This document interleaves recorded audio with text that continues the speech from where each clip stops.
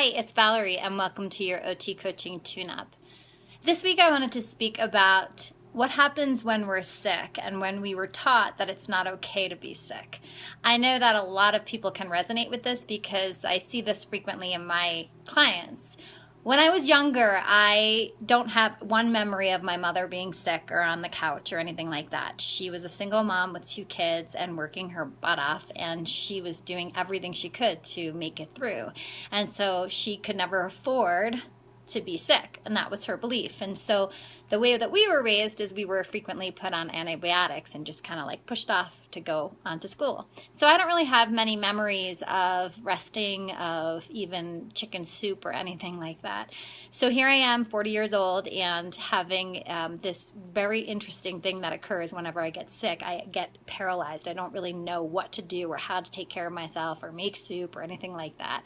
And people can send me recipes and it still doesn't even matter. I still get that kind of like paralyzed feeling of not being able to move forward. And what I realized this last time in having a cold is I realized that I really was ready to show up differently for myself.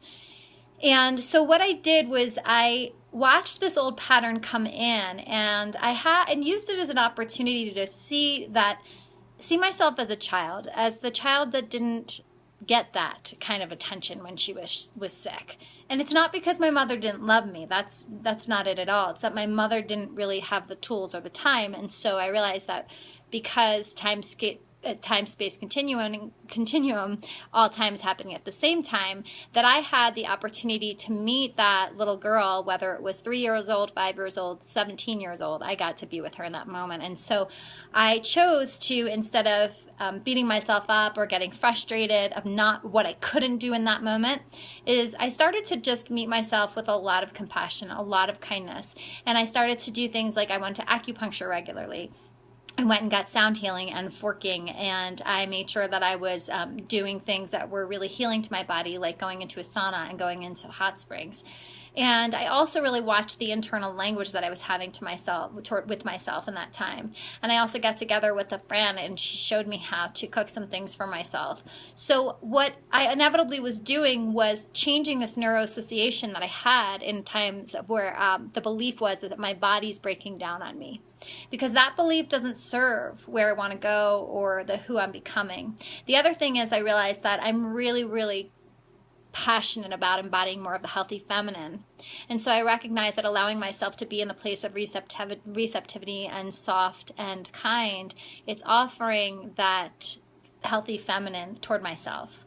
And so take a moment for yourself to really see what comes up when you do have a cold, when you are sick.